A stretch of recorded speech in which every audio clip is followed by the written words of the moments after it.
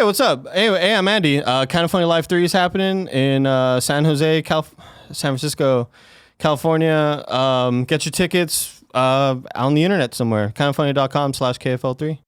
This episode of Gamescast is brought to you by Movement Watches. They're founded on the belief that style shouldn't break the bank. The watchmaker's goal is to change the way that consumers think about fashion by offering high-quality, minimalist products at revolutionary prices. Movement Watches started just $95 at a department store. You're looking at $400 to $500, but they figured out a way to just cut out the middleman and make everything way cheaper, providing the best possible price. We're talking classic design, quality construction, and that styled minimalism everyone's always talking about. You should probably stop being late to that thing that you're always late to, and hey, you might as well look good doing it. Get 15% off today with free shipping and free returns by going to movementwatches.com/kinda. That's mvmtwatches.com/kinda. Join the movement.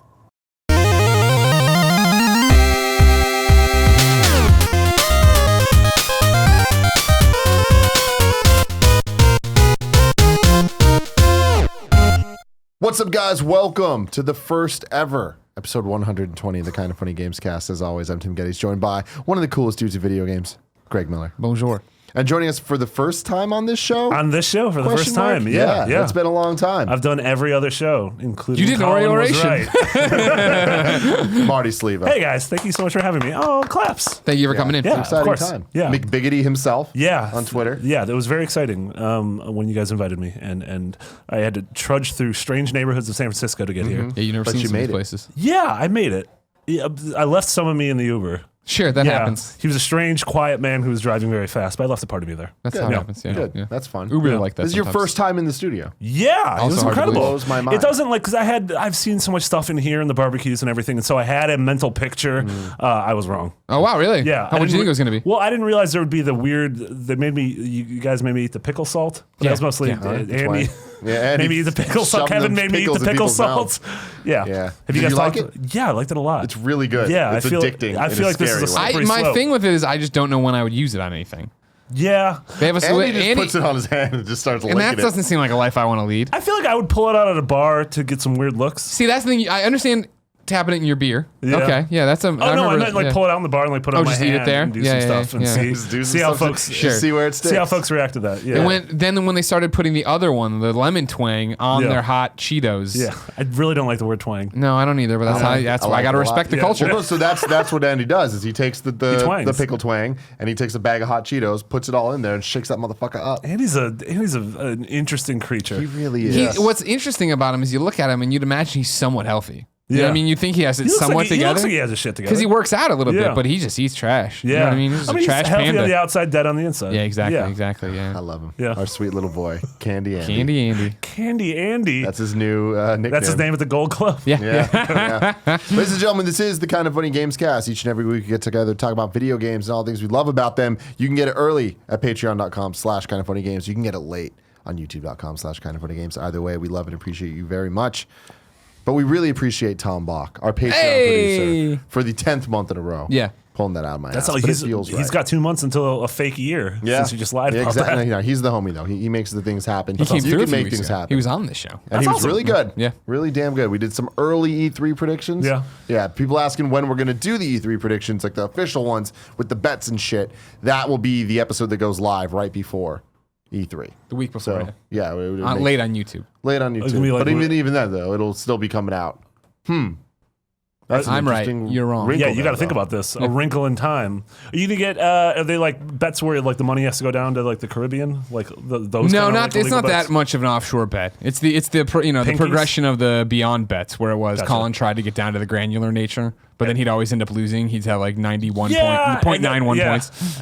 I want to do it a little different this time, though. Like, Sure. I want to have some bigger bets overall about E3. Yeah, you Can guys we have a can't giant puss- board of You guys stuff? can't puss out with bets either. You No. gotta go. I like Colin going granular. Yeah, I mean, you wouldn't. Yeah, I've never pussed out on a bet, sir. Oh, my God. All right? I feel like he's pussed out. Before. I've pussed out before for sure. I remember. Here's a great Greg Miller story for you. God. St. Petronel School, of course, where I went to school. Sure. K through 8. Sure. We had a pool. You know what I mean? Indoors, gross as hell. Gave me all sorts Oh, of yeah, warts on my scabies feet. and whatnot. Totally Yeah. separate story though. we had a bridge across it. You called it the bridge over the deep end. You know what I mean? Probably do. You guys really had amazing that you names could for jump this. off of it. You know what I mean? Do all this different stuff. Finally, I psyched myself up. I don't know, first grade, we'll say, to go up there and jump off it or whatever. I was so stoked. Got to the edge, and then I pushed out and did the little wobble, and then turned around real quick as I fell and grabbed it and was on it like a Garfield on the back of it. You know what I mean? I was like holding the bridge like this, and like the swim teacher had to come up and get me off and stuff. In a similar bad swim story with Greg Miller, I once had a not so bad in my my swim trunks that I couldn't get them off, and the swim teacher had to come down there. She saw my dingling. She had to come do that though, and I totally delayed class. Like nobody could swim because I was all stuck. No one can swim. You ruined swimming. I did. You're like the town from Footloose that just banned I know, yeah. dancing. But I wasn't doing it because I didn't want it. You know what I mean? I wasn't like I wanted to dance. They just wouldn't let me. Oh my God. So, all right, getting back to it. The E3 week predictions. going into E3, before E3, live on YouTube for public will be our predictions. Right. That's awesome. Now, in addition to that, you are going to be gone on next week's episode of Gamescast. Right. We fucked this up last week when we Right. were talking about the future because we're not good at this whole scheduling thing. Okay. Greg's going to be at Judges Week, which is kind of the for people that don't know, because most people probably wouldn't know this. Let's Judges listen to last Week week's Gamescast, is- where we explained it really well, except for the timeline. Yeah, exactly. Because in my head, I'm like, next week, because we do that, the shows later or whatever. Yeah. I'm like, next week would be my last week in the office, so they wouldn't. It was just totally fucked up. Yeah. He fucked up. But Judges Week is like a pre-E3 thing where Jeff Keighley invites the Avengers superpowers of games journalism. Steve, what's going for you? No, I think Ryan McCaffrey is leading ours. Oh, nice. Yeah, I get to hang out with Ryan. Awesome. And everyone gets to go and see a bunch of games. Not all the games, but a bunch of games. Yeah. And I don't know how this normally works because I never went. But there's usually, like, if there's any huge surprise at E3, that's not there. Yeah, they're usually not the big, like, and one more thing, Death Stranding. It's like, the whole thing about Judges Week is that you go to, so you, the person, the judge, goes down there to represent the thing to play the playable games that'll be at E3, so that when E3 comes and you see the rest of the games that are playable there, you can vote on what the best games at E3 were. When it's like, hey, there's a Spider-Man trailer, you wouldn't see that early. Anything that's not playable, you're not going to see early. And there's also being a judge. So, like, an outlet like IGN can send multiple people, but only one person is the judge. Yeah. And the judge gets to go hands-on with certain things that are only shown hands-off at E3. So, like, a judge last year at E3 could go hands-on with Days Gone. Or if you were me and just walked into that room, you could go hands-on with Days Gone. Yeah, that's the thing. Yeah, all the times I went where it was Hillary or Steve or whatever, where it was like, sorry, this is a judges only event or whatever, and then you come by later and they invite you in to play or You whatever. come in stuff with like that. the wig. Yeah, exactly. And The they'd be little gavel. Okay. That dude's definitely a judge. I'll be the judge of that. You try to make a Judge Dredd helmet. You're like, he kind of looks like Mega Man, I think. Yeah. No, this has been a fun week because now the fog of war is starting to clear. Yeah. Where people are like, hey, we want to book you for this E3. We have this game and this thing and this unannounced game. And I'm like, will I get to see these next week so I don't have to see them at E3? And they're like, you'll get to see those. I'm like, awesome. Unannounced Dude, it's games. going to be exciting. It's going to be a big one. Last year was kind of small. This year's going to be pretty big. Yeah. Yeah, I'm very, very, very excited about that. I'm upset we're going to be missing you. But next week, there's a lot of Destiny 2 info. So I'm trying to get Sean the Shark Finnegan. Nom nom. And If you take him away from our Destiny coverage, I'm going to cut you. No, you get that. He'll We're out to get amplify that shit it. late. Yeah. He's here to promote it. Sean's hosting their shit. Probably Yeah. co-hosting. I'm sure there's someone else. Yeah, I think Jose is Bottom of the barrel. Yeah. But he's there. He's there. So anyway, that's really cool. Yeah. What games have you guys been playing? So I'm still in the midst of my Persona 5, just like adrenaline-fueled haze. 65 hours into it. Nice. I'm on the 6th Palace. It's grabbed me in a way that I didn't think it would, or any game this year would. Like, I played Zelda. I'm almost done with Zelda because I pretty much play it while traveling. Sure. And I'm like, yeah, this is game. Did you play Horizon? Yeah, I loved Horizon. I mean, we can talk already. Q1's been the best Q1 ever. Yeah, Jesus Christ. Yeah, far and away. But then playing through Persona, I'm like, this has hooked me more than any game, I think, probably in my career. Wow. In terms of, I will put like 30 hours through a weekend. I turned down a real life date because I was at my confidence rank with On was at 8. Yeah. And I was like, instead of going out tonight, I can finally start going out with An. That's what real Who's my confidence girl. looks Yeah, like. yeah. Yeah, but then it got really weird because she said Then she it got loved me weird. right after that, and I was like, You're not ready for that. I wasn't ready for that. Okay, and so- like we're dating and we're monogamous, but I haven't met all the Yeah, it's- you can't commit to a girl. God. Can't commit yeah, to a girl too it's early tough. in that. But I think An's gonna be my girl.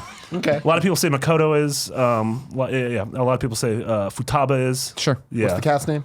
Is Morgana. Morgana. who I'm still not sure is a boy cat or a girl cat. You'll I find want out. to fuck it either You'll way. find out. Yeah. Did you finish There's it? different rules with cats. That's the problem I have with Persona 5 is that I love it so much, but it is so all encompassing. Yeah. And it's for me, it's that interesting thing of, going to get Jen, then getting married, all this stuff happening. I had to be pulled away from it moving, right? Like Yeah. I just started hooking the consoles back up. And so I've been, Mario Karting it up because that was what was happening there. And it was like, all right, cool. This is a great natural break. And then today I edited a Persona 5 video we're putting up. And it was one of those watching the clips like, fuck, do I want to go back and keep playing this? And it's like, my thought was like, I know I'm going to get back to it eventually, but like Prey's here. And it's like, Yeah.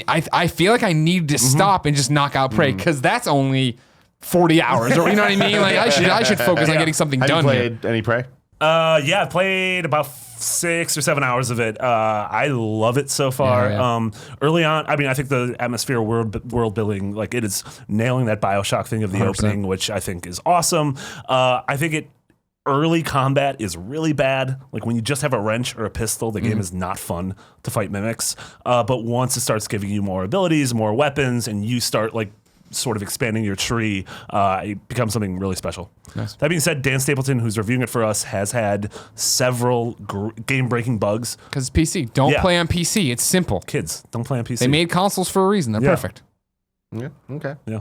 Last night I played through all of Edith Finch. Finally. What remains? That was the one that hurt me so bad because I love Giant Sparrow and I fucking loved the Unfinished Swan. And so waiting, and literally it hits is like everything went into upheaval of like, it was like the busiest week of your life. I gotta tear all these things up and do all these things. Like, fuck. And so it was like, I had it downloaded. I was all set. And then it was like, last night we came home from dinner and I'm like, Jen, let's just play through this. Just sit down with me and do it. And that was like a great experience of sitting there, Yeah. talking to her, like, playing. This is our first game, I think, start to finish, we sat down and played. You know what I awesome. mean? So like, It is that perfect, like... what do I you think is happening? And it's also, it's movie length. It's an hour and 45 minutes, Yeah, 2 exactly. hours. Yeah, exactly. Yeah. And it was like, there's so many awesome, they do such a great job of breadcrumbing it, of just like, from the moment you get in there, I'm just like, what the fuck happened here? Yeah. Like, why is it like this? And what is going on? Why did everyone leave in a hurry? And trying to figure all that out. It was like, I couldn't wait to get to the end to figure it out. And it's one of those games, it's hard to talk about like the exact reasons I love it because the specifics will spoil things that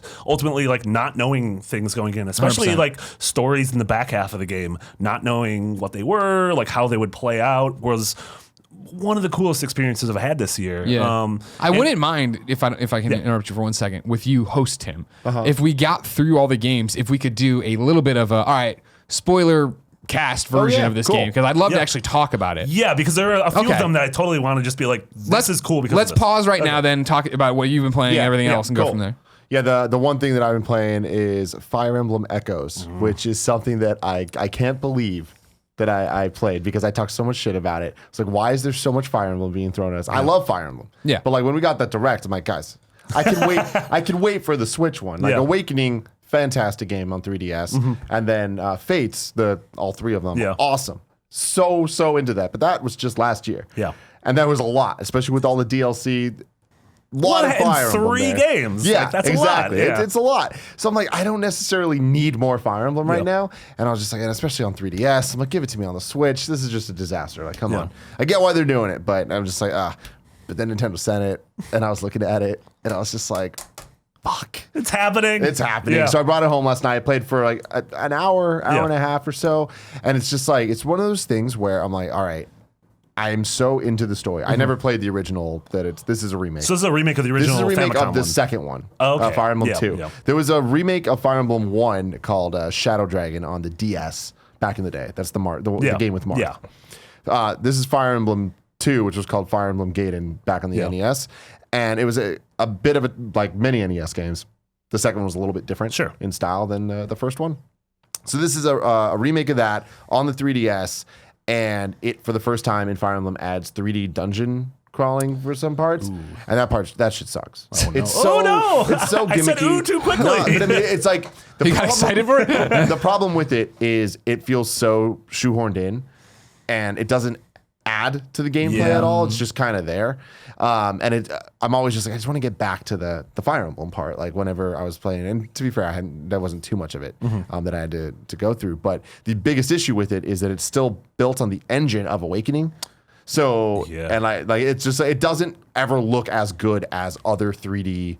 The dungeon parts don't look as good as like Pokemon Sun and Moon, for example. So just kind of like a weird thing that they put in just because like you could tell that they're like, all right, well, the last couple 3DS Fire Emblem games have had a lot of really good content in it.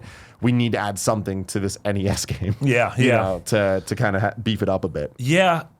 My biggest fear with this thing, I mean, there's two things. One is I feel like Fire Emblem is like that dude in the movie Thinner. He was this fat dude who ran over. I thought it was going to be the guy who's thin and No, curses. it was that. He ran over the young gypsy girl. Sure, but then, she wasn't young. She was old. No, but he ran over a young one, and then the old woman who was like her grandma said, like, I put a curse on you, Thinner. Man, I remember the grandma who cursed him being a man, like an old man. Oh, I could be wrong. No, I think you're right. I haven't seen Thinner in quite some time. No, I think you're right that it was an old gypsy woman. I feel like I was okay. So Fire Emblem. The thing is, for so long we were like, why isn't this thing in America? Why don't we have this? Where is this? And all of a sudden it's like we're cursed with so much Fire Emblem. Super Smash Brothers, new character announcements. Yeah, here's 3 games in a year. Here's the NES game. Here's a mobile game. And we're just sort of like, all right, pump the brakes for a bit. Also, I don't want anything on my 3DS anymore. I just want things on my Switch. Exactly. Yeah. And but the thing is, it pulled me back in, but that's because the Fire Emblem games are quality games, and this is a quality game. The story, I'm like, oh man, like this seems like a good Fire Emblem story, because some of them are a little hit or miss. I'm like, I'm totally sold. Fairly generic, 2 kingdoms, fighting, whatever. But I'm like, oh shit, I'm hooked on this, and I think I'm gonna keep playing it. There's certain features in it that, in some ways, it feels backwards because there's not the same type of support system that the Awakening and Fates had. Because the old game didn't have that. 30 years so there's old. no marriage and all that stuff. There's still like the tech support stuff, but. Tech support. Yeah. Well, who needs marriage when you have tech support? So that Geek stuff's Squad? fine. But then the problem is, since it's an old game and the maps are all super barren and they're open and they're not as fun as the newer ones. Yeah. And there's too many frustrating points where there's like choke points where it's like only a single unit can like go through. And it slows the gameplay down a bit where I'm like, it just feels like they just put this out just to put it out. And I'm like, it's not bad. It's just not nearly as good as the other two. Yeah. Or 4, depending on how you want to talk about them. Yeah. So I don't know, but there is a cool feature where one of the main characters has an ability called her turn wheel, where you can kind of rewind time a bit. So if a character dies, you can make that not happen, and it's part of the gameplay, so it's not like turning off the permadeath shit. I don't know. They have casual mode now, but no one does that. I like that in games. Like Rare Replay had that. Disney Afternoon Collection had that, where it's like, hey, these games are like tough as piss. Like Battletoads is so hard. Like DuckTales 2 is so hard. So just if you want to get through it, just use the rewind. Yeah. I like that. It's like Braid, but I don't cry at the end. Now, but the Braid thing. Do you remember the Soldier Boy video of him playing Braid? Yeah, Okay. I tried to get Soldier Boy to do the same thing for The Witness. What'd he say? Turns out it's kind of hard to get in touch with Soldier Boy, which I found weird because I thought it'd be easy. Yeah. Tim talked about Soldier Boy today, and he's like, how do you know him super well? I'm like, I know, the name I know, and I remember the Braid video. He's like, what Braid video? I'm like, oh, the funniest video you of don't all remember time? that? No. So why did you do that for Look The at it. Witness? This game don't make no sense. You can just rewind it. Boop, boop.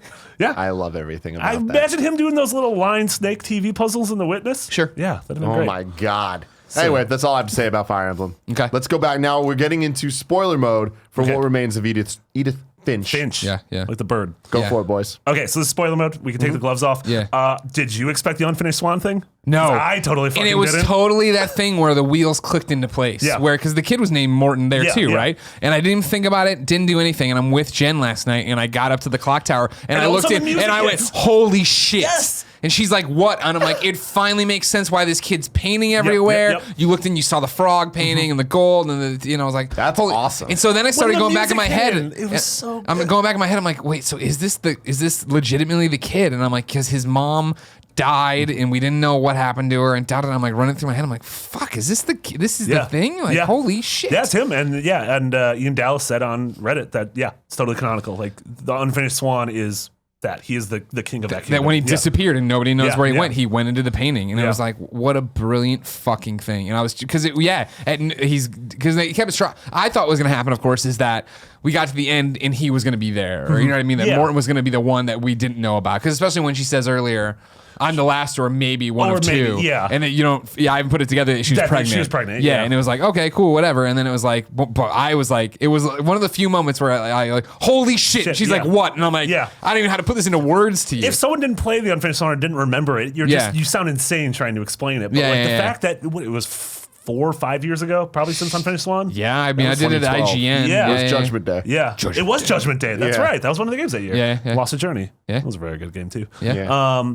But that Better moment, the horror movie one. Yeah, the one right? that The all of a Crypt sudden- Keeper, Tales from the Crypt. And John Carpenter's Halloween theme kicks in, and it's this cel-shaded first-person awesome. Dude, this shooter, game is like- something amazing. That's the thing is, like, you think you know what this game is because it's all these vignettes you play, and you think you're like, oh, this one's an animal. Like, I'm turning into animals. It's kind of janky. This one, I'm a kid on a swing. Okay, I get it. Yeah. And then all of a sudden they're like, curveball. Yeah. The one where the right stick is playing an evolving RPG while the left stick is a fishmonger.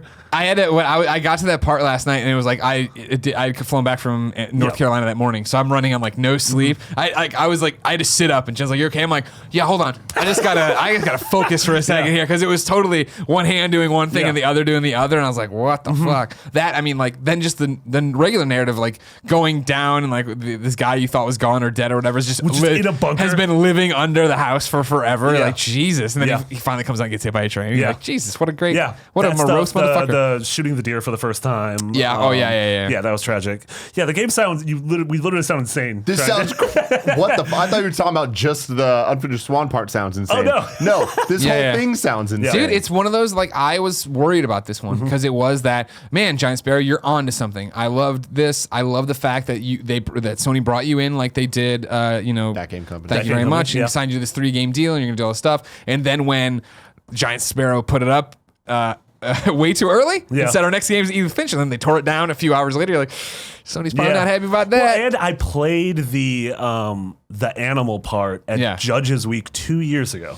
And so that was literally 2 years ago. I played that part, and so that's why I was like, I was the same way for the game of like. Well, since then, it's been dropped by Sony, right? Yeah, It gets picked up by Annapurna. Yeah, I can't ever which is pronounce awesome it. because that's like they produce fucking rad movies, and all of a sudden they have some of the coolest indies on the horizon. Well, and I was like, man, how did they do this? And then I go through and I saw Deb Mars pop up. I'm like, Deb went there. No wonder this is what's happening. Yeah, because she was at Sony Santa Monica forever, incubating all these different people. And so I was like, ooh, I hope this game comes together and is as good as we hope it is, because this is the that game company curse as well of just like, man, we loved that game. Holy shit, your next game was better. Holy shit, your third game was amazing. And now Jujanovic Hen's like, I don't know what to do. I mean, that's the insane thing is like 4 years, 5 years, I guess, since Unfinished Swan seems like an eternity, especially for like a smaller indie game.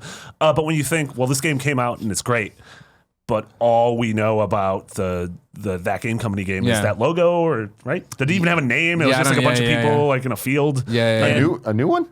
No? Yeah, their fourth game. They showed the logo. It was like a bunch. It was like people in a field. This was. It was a while ago. Yeah, probably 4 months ago, 5 months ago. That was literally all it was. It was like a triptych. I think they released 3 pictures. Is that what a triptych is? I don't know. Isn't that what a triptych is? It's three images that create one image. It's a triptych, kids. I thought a triptych was like when you do like you go to those penis shows. Yeah, just going up. What's your trick? I go up and I go down. It's not a trick. It's a trip. A triptych. Yeah, I know. It's like going on like a vacation with a penis. Whoa, yeah. November 1st, 2016.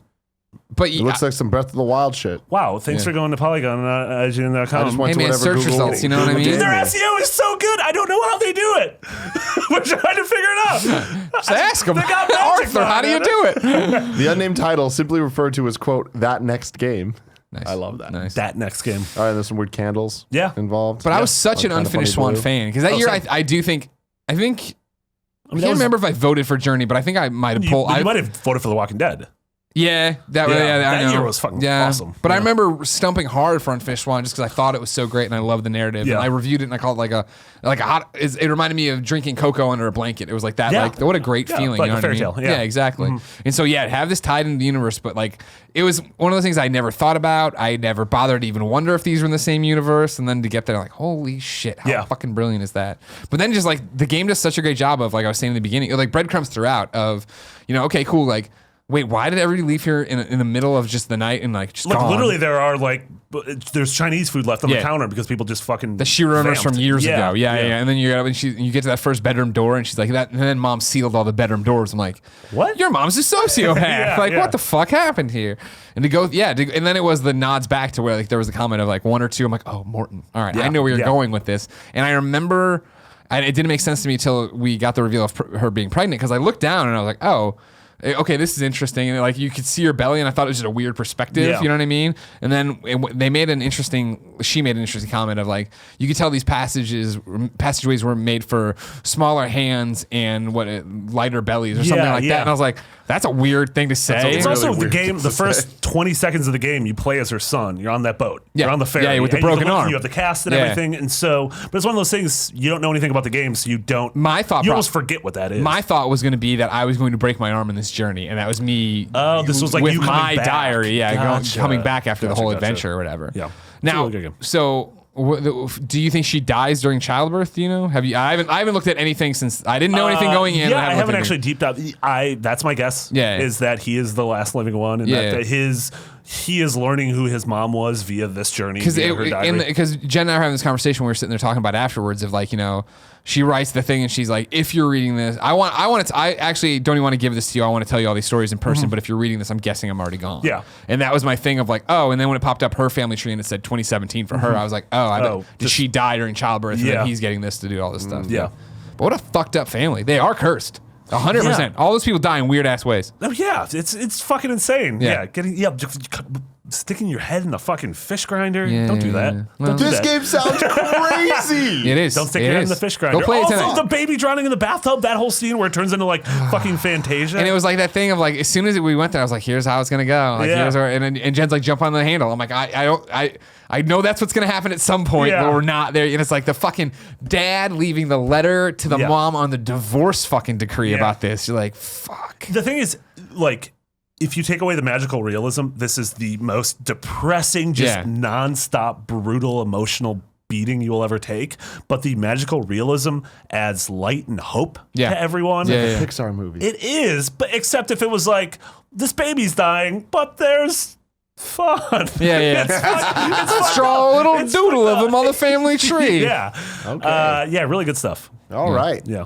Well, there you go. Spoiler mode is now over, which I guess is impossible to tell. Yeah, I know, just but skip it should, around yeah, or when you're shouting out whatever. for somebody, maybe on the audio of the full Whatever. thing, they know what's happening. Yeah, You hopefully do they this know. whole thing with the We can tab still in the say head. Snape killed Dumbledore's, right? Yeah, on page whatever it was. Yeah. 69. Nice. 69. It was actually pretty late in the Half-Blood Prince. It wasn't 69.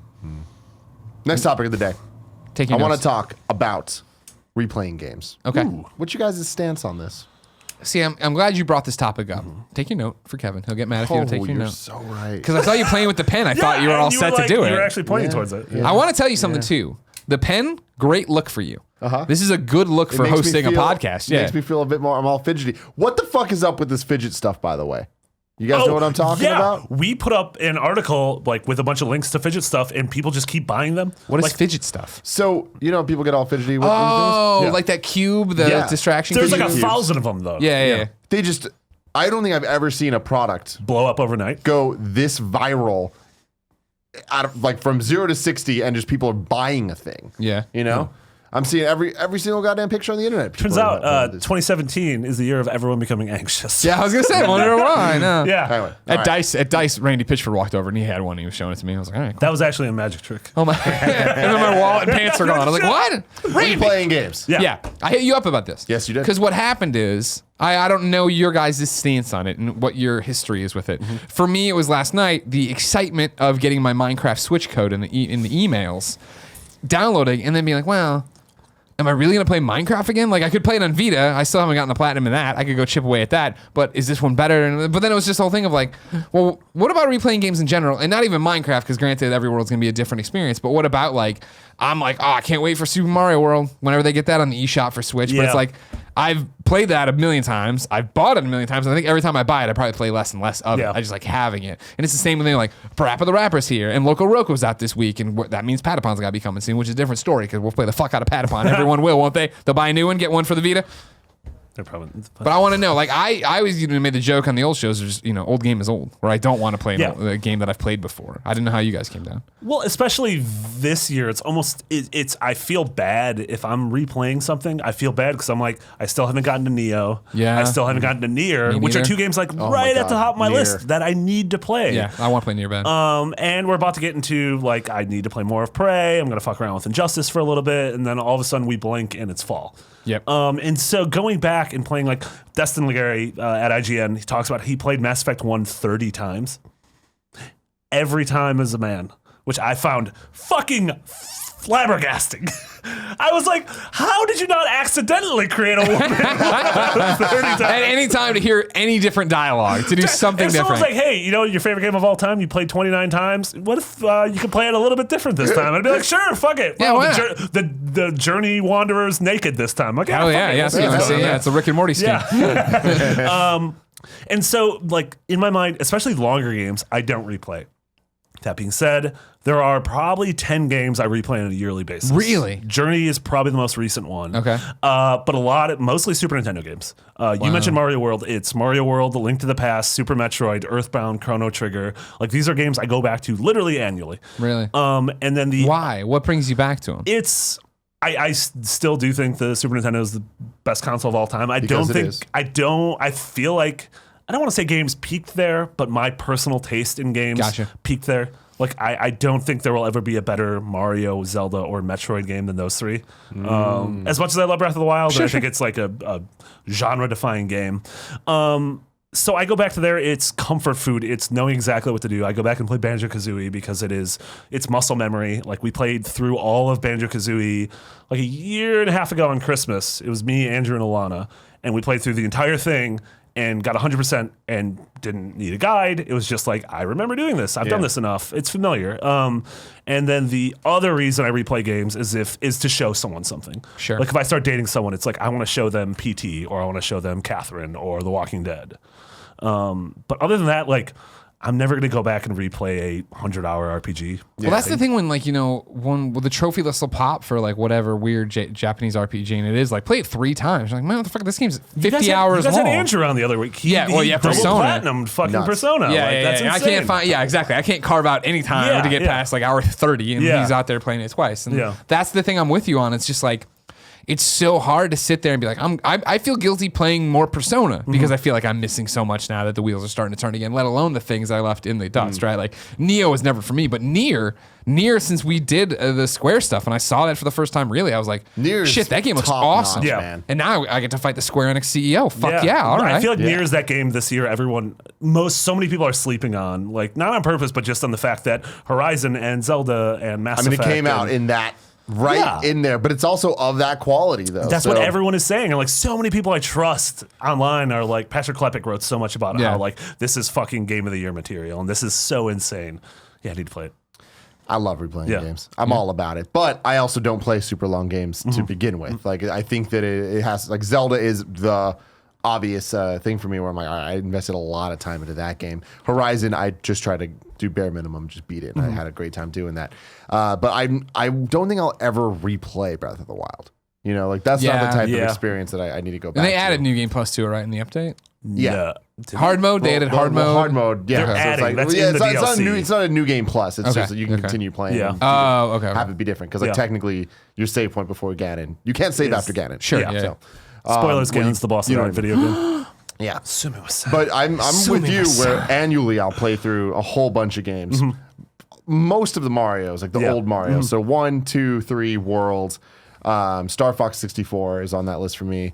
I go back to Pokemon Red and Blue and Gold and Silver all you the really? time. Oh yeah, man. I just love. Did you replay them when they came to 3DS And last? I replayed them even Yeah. though I had recently replayed them, and I was just like, "Am I going to do this again?" Yes, I am. Yeah. I totally am. And most of the time I replay Pokemon, it's on an emulator of some sort. Like I remember for a long time with my PSP, I had a Game Boy emulator, and I could use turbo mode, so it would speed things up. Yeah. Because the old Pokemon games are real slow. Oh yeah. But I think That's because Pikachu had that fat. He was still back fat. then. Shout out Pikachu. to Fat Pikachu. Yeah. I miss fat. I miss Pikachu. him. I miss fat Pikachu. I miss fat Sonic.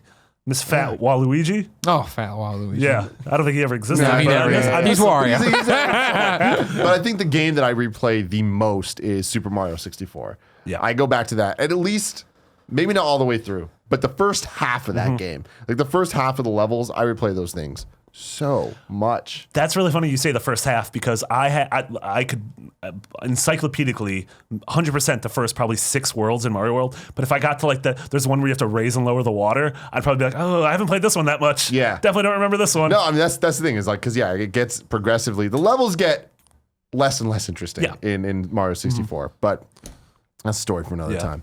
But I think the games besides that because those I kind of just play through them. The games that I go back to replay the most are things that don't really have story or narrative at all. So Amplitude, Tony Hawk's Pro Skater. Sure. Like I love just going back and fucking around for 15 minutes. Yeah. I wonder. When I think back and like the stories we're telling here, right? The game I've replayed the most then is Metal Gear Solid 2, Sons of Liberty. Because it's always I make the comment that if it had a platinum, I would have it. I'm talking about back in the day. Sure. Because I played that thing nonstop, and there was a moment where because I wanted all the dog tags, I wanted all the ghost pictures, I wanted all the stuff, and I just remember playing freshman year of college, just playing it over and over and over again, getting everything, and then getting furious when years later my other college roommate borrowed it and came back with a different memory card in it. I'm like, motherfucker, where's that memory card? And he couldn't find it. I was like, all of it was gone. But it was like I never needed it again, but I wanted it kind of thing. Like when we're moving, I finally looked down and tossed out my EA Sports PlayStation 1 memory card that had all my PlayStation 1 like Spider-Man saves. I'm like, I'm never going to boot this back up. Don't worry about it. But that one was like, there was this moment where Poe called me back when he was finally playing it. And it was like, I'd already done the whole platinuming of it. And I was in a friend's room and I walked him through. I'm like, wait, what difficulty are you playing on? He's like, I'm sorry. There's going to be 2 more guards I left off. They're going to be here and this is going to be here. Da, da, da, da. And I hung up and the one guy was like, what the fuck's wrong with you? How do you know? And I'm like, You're a I can monster. just see it all now. Yeah. But I wonder, as we talk about it, how much for viewers and then even younger kids, if they're still replaying the games they got. Because remember, for us, it was like you get a game on your birthday, you get a game at Christmas, then you got to scrimp save, whatever, cut lawns, go to Funko Land and make all these horrible trades to make sure you get that chance. I wonder if that's still happening or if it is. Games are just so easy because I feel like the digital everything has made everything so easy to get more. Games are cheaper. You can download free games on your phone. You can get dollar games. Not on to mention, there's Steam. so many more distractions now for free as well, right?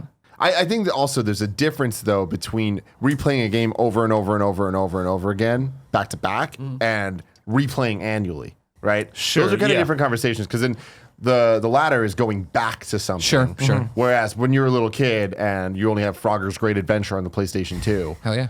like my brother, you get addicted to that shit. And he played that, and Mark Echo's Getting Up like no one's damn business. Yeah. He loved that game. He got the up. sequel? He got up. He got so up. Yeah. But those games, there's a ton that I just replayed the hell out of just because it's what we had. Yeah. But yeah, I mean, going back to stuff like Metal Gear Solid 4 is one that I would never necessarily want to replay the whole game. Yeah. But just there's certain parts. Yeah, I think I never want to replay the first segment, but I'm like I always want to go back and replay that European noir one. There's like The certain one that ended in the motorcycle chase. yeah, and there's like I want to Where go you have a back fake face. and I want to go back to Shadow Moses, like that kind of thing. Yeah. See, like that stuff is so awesome, but you have to get through so much. And also, there's no way to play Metal Gear Solid 4 unless you have a PS3, which is upsetting. Yeah, they need to fix that shit. They do. I mean, I guess the thing for me is just the fact of like, I don't know. I want to replay games and I just can't because I feel like for me, games are my main source of entertainment in the same way I don't like rewatching movies because I know what's going to happen. You don't like rewatching movies. No, Interesting. I used to as a kid watch them all Yeah. the time. And like now it's fun to go back. Like, I popped in Chasing Amy a couple weeks ago while I was packing because I was like, somebody had mentioned it. I'm like, I haven't seen that in forever. And, I pop back and I'm like, I didn't remember scene for scene anymore, word for word.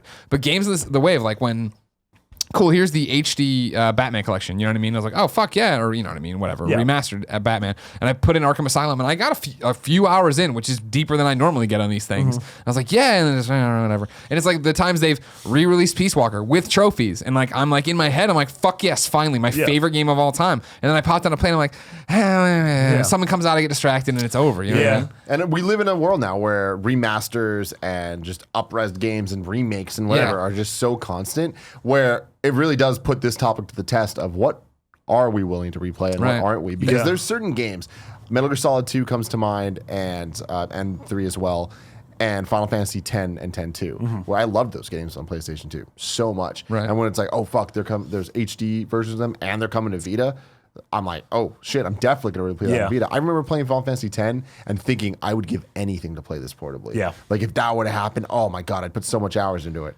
And then it happens. I played the first 5 hours. I'm like, I can't keep going. I felt the exact same. Like, I fucking love Kingdom Hearts 1, 2, and Birth by Sleep. And they came out they're on PS4, the entire thing. And I'm like, am I really, like, I feel like I'd be bad at my job if I put 200 hours into these games and someone's like, did you play Nier? I'm like, no. Sorry. Like, I can't. And the same thing, like, Final Fantasy 12, Zodiac Age is coming out this summer, and that's my favorite. Final Fantasy 12 is my favorite Final Fantasy game of all time. Blows my mind. Yeah, it's all about those sixes. I go 12, 9, and 6. Okay. Yeah. Okay. Yeah. Okay. Yeah. I think, and I'm not done with 15 yet because I keep IGN's replaying Banjo. IGN's top Final Fantasy games of all time. Number 1 was Final Fantasy 12. No, it was 6 and then 12, and people were very mad at that.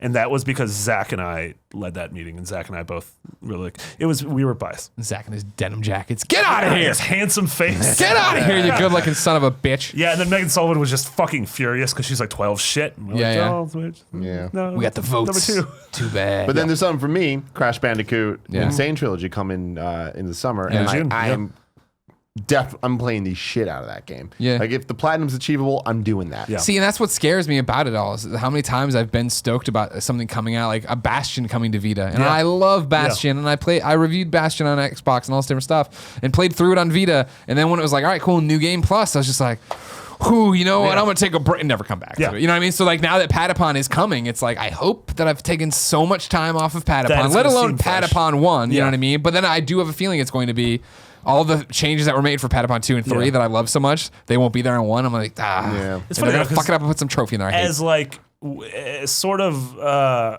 worried as I am to replay games just for that one reason, I rewatch my favorite shows all the time. I've seen Lost 1,000 times. Like I've seen La La Land 7, 8 times, and it came out 4 or 5 months ago.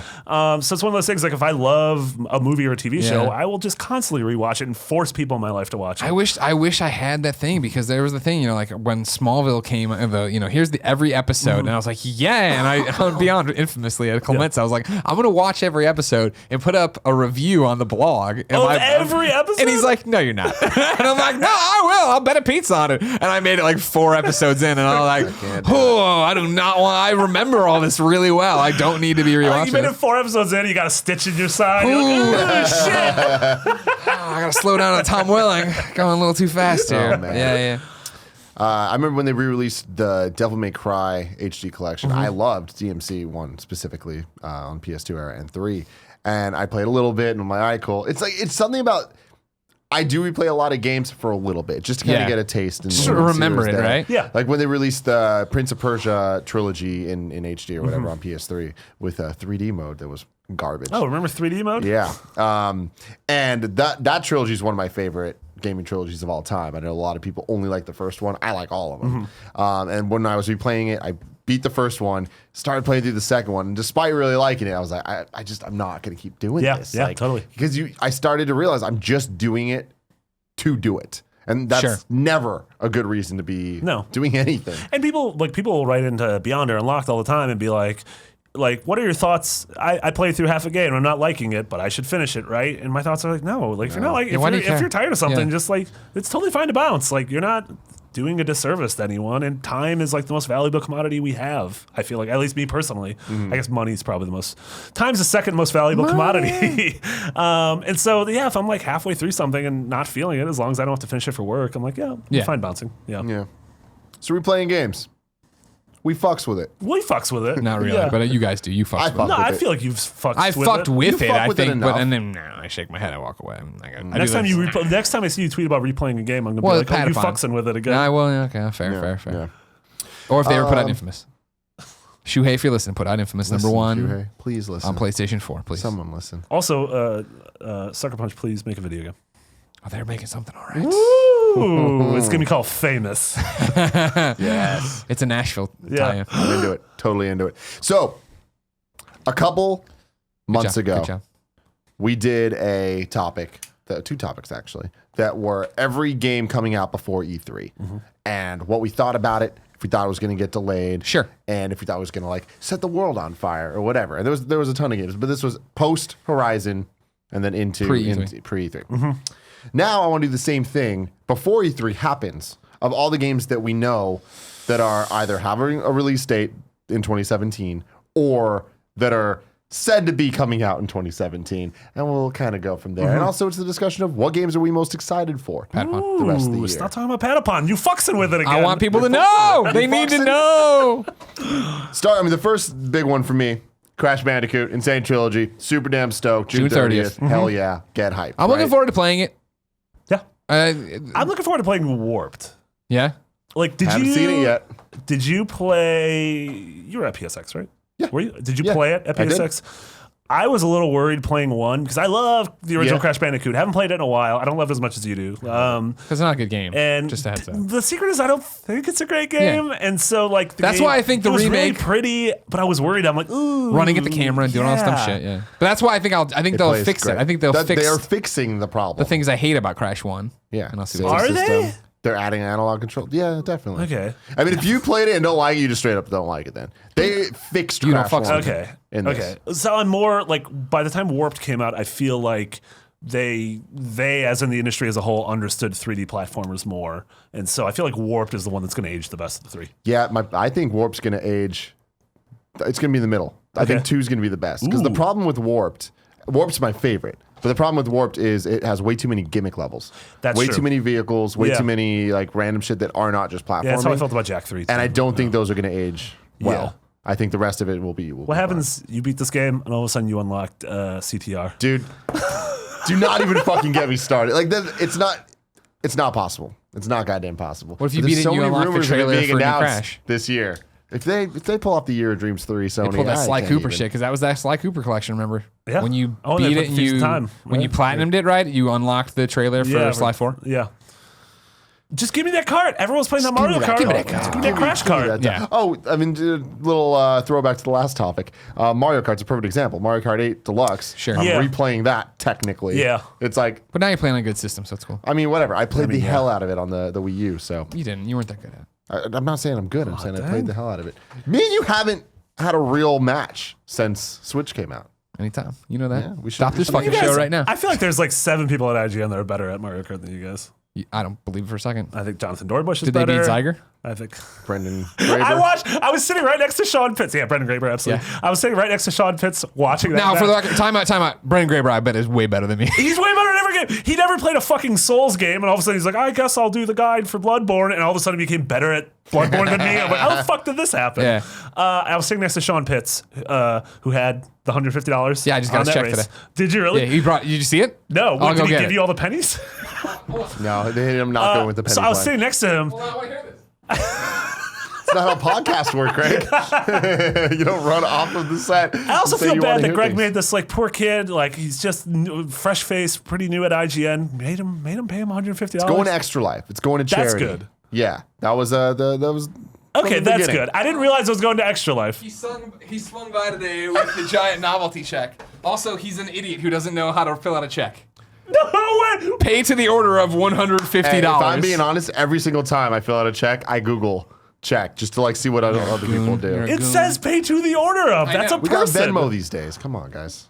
Anyways, go. What, Oh no, I was sitting next to him and I didn't realize it was happening right then. And all of a sudden he was like, shit, like, it's time. I'm like, oh shit. And so we were watching and I've never seen a human being lose $150. I've never like looked into their face as it happened. Yeah. And I did, and like it was so obviously the end of that race is like incredible. You couldn't have choreographed it. Yeah, I know, right? And so like I was like I didn't want you to lose, but I wanted you to lose a little bit. And so seeing that and seeing just I think he was happy to be a part of it, but a little bit of him died on the inside. Sure. Actually, it doesn't pay a lot. No, I know.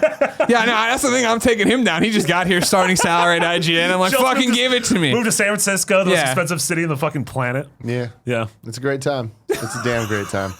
I would love. We should do something where I come over and play because I'd love to come play at IGN. They're starting a little bit of a league. Oh, right? Yeah, a bunch of the new class. I'd love to. Yeah, let's do it. I'm gonna set it up. With Nintendo on the mind, ARMS coming out June 16th. We were supposed to play it this week, but we're not going to do that anymore because We're going to do a stream instead. Yeah, we have to do a stream. You I'm like excited to play ARMS. it. From what I played at the January event, I'm like, this is a good game. It's not necessarily something right up my alley, but Yeah. like, it's good. And I think that it has that Splatoon quality charm where if they focus enough on the characters, they'll be invited to the next Smash Brothers and they will be Nintendo like honored mascotty people. And I think that it's going to find a lot of success within certain markets. That market's definitely, it's not going to be the general gaming public, which we saw with Splatoon. Same thing. But families are going to love it. And the people that are dedicated to playing it are going to enjoy it a lot. We'll see. That's just from me playing it. Playing it with the motion controls is pretty garbage. Playing it without motion controls, pretty fun. See, I think that's the thing is when I look at it, I think motion controls, and I just don't want to play games that way. Yeah, when I look at it, it reminds me of like Red Steel. Like shoehorn motion controls. I call the game butts because I don't like it. Yeah. Have you played it? No. Okay. And the other, I mean, here my knocking is it makes me think it's a motion control game, which I think is going to hurt with the general public. And I think the box art and name are pretty generic. Yeah. That's the thing of like I see like looking through it in a store shelf. I'm like, whatever. Yeah. But again, there's not that many Switches out. There's not that many AAA games for Switch. If there is a little bit of buzz about it being all right, maybe people give it a shot. Yeah, but I mean, it's releasing at a tough time for a fighting game, especially because it's coming right after Injustice 2 and then right before MVC and Tekken 7. Yeah, then we're gonna Marvel vs. Capcom. Like that's a tough year to be anything that's not them. But my thing is, it's Nintendo and it's not a fighting game in the traditional sense. You know, it's more like like Power Stone. Splatoon Is and a a shooter. shooter. You know what Yeah, I mean? Like, I think that's a it's good kind of point. the more Power Stone-y. So, and I love Power Stone. So Yeah, I'm so do I. like, all right, I'm gonna wait. The jury's still out. We'll see where that game lands, but I don't know. Then Splatoon 2, July 21st. Again, I'm happy that I'm gonna give Splatoon another chance because I had fun that one time we did the Let's Play. Yeah, but it's one of those. Didn't really like the Wii U. Exactly. I was so over Wii U at that point. I never gave the game a chance. I'm gonna give it a chance here. I'm Yeah, interested I to see think what this it's game all will about. be assuming Nintendo can get their online shit in order. Yeah, the connectivity issues of Mario Kart has been so great. We don't know when the pay service is coming, if it's going to align with this, the online pay service, or if it's going to be later on in the year. But Splatoon 1 slowly became a relatively big hit, especially given how few Wii U's are out there. And it sold like almost 5 million copies. Yeah, which is and it's huge in Japan. Fran Mirabelle liked it a lot, and he just does not like Nintendo stuff usually. No, because Destiny never made its way to the Nintendo Switch. Exactly. I'm excited for this. I hope there's a sort of they lean into a single player thing because I don't really have time for me multiplayer too. stuff. That's my thing is I'm hoping for it. I don't think that they've talked about anything No, yet. not yet. Splatoon 1 had single player modes, but it didn't really have like a... It was like the way Titanfall did. Yeah. Yeah. But yeah, where everyone loved one level and was like, it's the best FPS no, campaign of all Titanfall time. 1, which had like no single player. Also, the cause and effect or truth and consequence or whatever it was called, not all rules in Titanfall 2. It's fine. You just don't like robots. There's a lot of things I like Frank doesn't robots just fine, all right? That was don't the like problem. mechs? When they were like, oh, the relationships are good. I'm like, this isn't that funny of a robot. This robot's not that funny. I don't love this robot. No, it wasn't a very lovable robot. It was a very good level though because it had time travel. I'm sorry, Tim. Shout out to time travel. You know what was no doesn't get a Gordy's. shout out? Hey Pikmin on the 3DS was no coming Gordy's. July 28th. Yeah, I'm not down with this. I'm not down with it either. Again, why isn't this on Switch? B, why is it happening? Yeah, it just seems like I haven't even heard of this one. It's Baby Pikmin. It's a 2D platformer Pikmin game. Okay. And it's like no one's asking for this. It's on the 3DS. Come on, guys. It's sort of, it reminds me of like the Mario Donkey Kong March of the Minis. That's sort of like There's every level one every seems year, like, and you're like, how? And they're like, I think their whole thing is like, Pikmin's too complicated for children, so we're gonna get them in with this. And I'm like, stop it. Just stop it. Just don't. Also, if it's on Switch, I'd play it. I really don't want to open my 3DS anymore. No, it's over. I feel Done. bad. Middle Earth Shadow of War, August 22nd. A lot of people Either stoked you for it. excited to play that? Yeah, I mean, I really liked Shadow of Mordor. I thought the Nemesis system is one of the most interesting things that I'm shocked thousands of games haven't stolen since then. We had it as an IGN first last month, I think. The footage looked a little rough, in my opinion. Just a lot of grays and browns, and I don't know. Like, it also could be open world fatigue because we've already had a lot of really good open And world that's games the other this thing year. is, like, my thing about it playing the first one was, I don't like this source material. I want to play. Nemesis system is awesome. Yeah. The combat is awesome because it's Batman or whatever, and that's what this was all supposed to start Yeah. as. But then it was like, even then it was like, all right, cool, go over here, 1 million guys, go over here, 1 million guys, blah, blah, and it didn't feel like that world was lived in. And this is the year of lived in open world Yeah. RPGs. What's over that? What is over that horizon? Oh my God, something amazing's happening here. This is so cool. And if it's more of the same what it was, with just more, it's gonna be, I don't know how that's Especially if gonna it play comes out a little bit before something like fucking Red Dead, which is going to nail that feeling. Yeah. Yeah, it's tough. I just want to see the Nemesis system put into something like the Batman world or the Harry Potter world. Yeah, Harry Potter, that'd be cool. Yeah. Uncharted Lost Legacy also on August 22nd. Do you like those games? I do like those Uncharted games. I'm yeah. very excited for this game. Get Hell yeah. hyped. I'm Yeah. so excited Also, for it. them being like it's that sort of middle ground length between like it's longer than Left Behind, but it's Yeah. shorter than a traditional Uncharted game. Yeah, fucking following the two of them, I'm totally down. Exactly. For this. Yeah, I know. It'll be fun, different. That's what I want. It's very high on my list. I'm excited for it. I also think August is going to be a good Great time for it. Yeah, that to yeah. come Yeah, out. like have it be your last game of the summer before the fall deluge. Yeah. Destiny 2, September 8th. I'm not touching it. I will. You were big into the first fucked- one for a while. Yeah, I fucked with it as well. Because, I mean, like, big implies, like, I'm Destin Legarie or whatever, and I'm a psycho. Oh, you mean Destiny Legarie? Yeah, I know, right? He's changing his name or something. Like, damn, Destiny, you're crazy.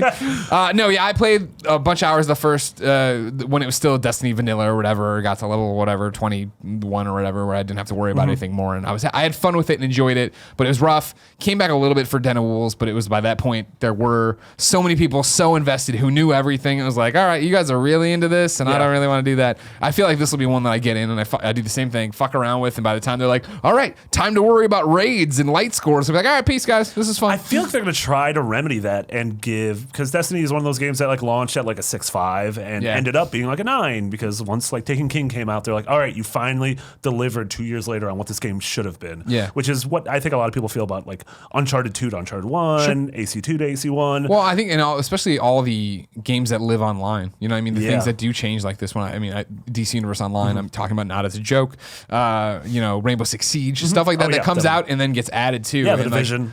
Division. Yeah, Division's a great example when I came back to it and I loved it. Yeah, I think this game's going to be fucking huge. And obviously, like you mentioned earlier, we're going to get a lot more in a week, next week. Yep. Yeah, the 19th, I think. Yeah, I'm hoping they reveal some really cool shit and like, because like what I loved about Division and not about Destiny was, first off, setting, but that aside, is the fact that Division, I felt like, cool, I can play this single player and have a great time, and then if I do run into somebody, we run around and fuck around, it's all benefiting everybody, everything's going well. Is with Destiny, it was like, if I'm alone, I'm not having that much fun, and then when I teamed up with other people, it was sometimes I felt like I was holding them back, they were going to go off do this, we weren't getting the same progression, and then there was the Loot Cave, which I did camp outside of for like for that 6 1 week or hours. whatever. Yeah. Yeah, I think they did a really good job. That tone piece trailer with That Nathan story Fillion. trailer was really Yeah. cool. It was really good, Yeah. and it was a tone where it was. I mean, obviously Nathan Fillion was the voice actor, but it felt like Firefly, Borderlands, and I'm like, all right, that is a tone I can get behind. Yeah. Like I don't need like gritty, just like wet blanket. And that was the sci-fi. thing is like the tone for the original Destiny, right, was lost and weird and not they there. literally recasted the narrator. Yeah, well, it's because that shows you how vanilla original Destiny was. Is that was all you had, and when you took it out and put Nolan in there, it was different. Yeah. It did feel different. I don't know, but it reminds me of like if you watch the first season of The Office or Parks and Rec, it's like it takes a season for a thing like this to understand its voice. Like Andy's the bad guy in the first season of Parks and Rec, and so I don't know why I'm comparing Destiny to Parks and Rec, but like by the time you get to the second or third season, they're like, oh no, he's not the bad guy. He's like the lovable idiot. Yeah. Yeah. We got Marvel vs. Capcom Infinite on September 19th. I'm excited for it. I love the Marvel vs. Capcom games. Same. Not good at them all. Oh, I'm terrible at but them. I love fucking around, button mashing and shit. I miss pixel art in 2D fighters. same. And I understand that it's a lot more work and it's hard, but it's like I look at this game and I'm like, it doesn't look much better than 3. And especially when they just put Ultimate, like 3 Ultimate out on PS4. PS4. Yeah. I'm like, playing it, I'm having fun with this, Yeah. but it's like looking at Infinite, I'm like, Yeah, it's Yeah, I'm totally. It's in the same boat as Injustice with me of a game. I'll fuck around with it. I will want to see all the cool characters and Easter eggs and nods and who some of the all support the crazy characters are. hyper moves. And Yeah, shit. because I love Marvel and I love Capcom's history. But like you, I'm never gonna get good at this game. Yeah, but it's fun. Yeah. Stuff for that. Call of Duty World War II, November 3rd. We talked about it last week. I'm interested. I'm a super fucking on board. That for this. trailer looked great. They said all the right things. We're not trying to make it global. You know, we're not spanning the globe. You're with these people for like, what is it, 6 months or a year or whatever? Like, I mean, you're at the tail end of the war. The game starts in 44. So, Yeah. I actually went down to Sledgehammer for a couple hours a couple weeks ago and talked to. What is that? Who's that? It's the song Sledgehammer. What song is that? Is that a real song? Sledgehammer. That's not a real song. All right. Sound off in the comments below if that's a real song. But yeah, talking to them, I love the idea that they're trying to tell like a realistic war story and saying like you're not a superhero, you don't have double jump, you don't have ground pound, like you don't do a power slide, you dive into the fucking sand and put your head down. We haven't had a World War II game in the Call of Duty series since World at War in 2008. Sledgehammer's last game was really great. The pedigree is visceral, the creators of Dead Space, and so zombies mode sounds cool. I don't know. I can totally get behind this campaign, especially in a fall that's. It seems like the core shooters of the fall are Destiny. Well, that have been. Peter Gabriel, Sledgehammer. God damn it, just get to the fucking point. What is happening? Is there an World Star? was an ad. Oh, I know this song. I do not know this song. I didn't realize they were saying I believe Sledgehammer. you. Sledgehammer. Remember, that's the beat. Okay. Yeah. The Call of Duty World War II the theme song. Yeah, the finest generation. See, I could not care. 13 any million less about people that. died. Cordry's over there making this. Sledgehammer was blasting. Then we got Star Wars Battlefront 2, November 17th. And that is one I am Written by a hack. all in. Two on. hacks. Two hacks. Honestly, I'm so sold on that. Yeah. Battlefront, I had such a great time with the first one. It was very limited. I liked that it wasn't that deep of a first-person shooter. I could just jump in and have a lot of fun with it. It's so authentically Star Wars in how it looks and how it sounds. And the one thing I wish it had more of was single-player content. The few little missions they had where you're flying around on was Endor and the rinky-dink, speeder bike and the X-Wing thing, I was so happy with it just because I'm like, this is what I want. Yeah. This is so much fun. Seeing the story trailer, I'm like, Yeah. holy crap, we're getting something post Jedi. This sounds like an awesome story. Yeah. I'm so sold from the Empire side. Just like the idea of you're this like elite soldier, this elite Imperial soldier on Endor, and you look up and your home blows up. You're Yeah, like, yeah. Oh shit, what do I do now? Yeah. It seems fucking awesome. And yeah, obviously, full disclosure, friends of ours are writing the game. And a friend of ours is starring in it. Yeah, You know what? We all have friends. we do all have friends. But we have more in this game than you do. What are you talking? I'm probably closer to Walt than you are. No way. Yes, absolutely. I'm kidding. Walt I know Disney? that. But yeah. Dyer and Walt Disney writing this game. I'm so excited for yeah, that, though. I so think Battlefront 2 is up there for me. I think it's my most anticipated non-Nintendo game. Wow. of the Yeah, year. I can get behind I can that. get that. I'm interested in that story. I want to play, Yeah. and not even just because Mitch Sure. and Walt wrote it, because it seems like a really cool take on it. I know she'll have a change of heart by the end of it and see the I editor hope ways. she doesn't. I I really hope she doesn't. really- But I again, don't- the hack that is Mitch and Walt. Two hacks together. They're like, Mitch what do is- they do in the Force Unleashed? Do it again. No, Mitch is like fucking around. has a black heart. Oh, I know I that, feel like yeah. Walt He doesn't wrote know how to fucking love. Spec Ops. Yeah. It'll be awesome if they get to the end and she's just like, no, No, I still yeah. hate you. I still hate the hope flight so. and everything. Yeah, and I think the prequels are terrible movies, but I think I love the aesthetics of those worlds and the creature design and the robot design, and so fuck it, bring that into the game and like let me fuck around on And that's Geonosis all, and yeah, Camino and and bullshit ass Yeah. like Let me play multiplayer as stuff Watto. anyways. yeah. Oh, No Watto. Let me play as Watto. what if he was a hero? He just came in with his, I mean, he is. his fat. He technically is. No, he's not. He's a slave owner. Yeah, but he was good to them. I was good to your mother. Technically. I was good to your mother. The South had some points. All right, then we got Fire Emblem Warriors, which doesn't have an actual release date yet, but I Okay. imagine that's going to be a September game, maybe an August game. Which one is this? Fire Emblem Warriors is the Hyrule Warriors style game Oh, with Dynasty yeah, Warriors, but with yeah. Fire Emblem characters. Which, I mean, this is an example to me where I'm like, and it's on Switch and 3DS. But I'm cool with this because it's like There's so many fun characters in Fire Emblem, and the Dynasty Warriors games are fun. I mean, that Musou genre works when you attach, they've done Gundam ones, obviously Zelda, so it's fuck like, it. all right, cool. Make it happen. Then, of course, Mario Odyssey, which is coming this year. Very excited for that. Do you think it's coming this year?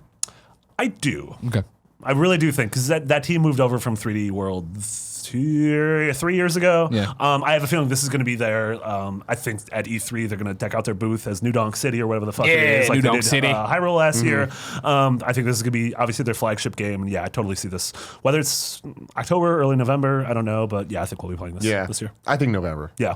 That's It usually feels November. their false spot. So the big question for Nintendo Switch, Xenoblade Chronicles 2, which you'd fit into the December slot, I don't trust it. Yeah, neither do I. I think the December slot generally is the Sent to Die slot. Last Guardian was there. Yeah.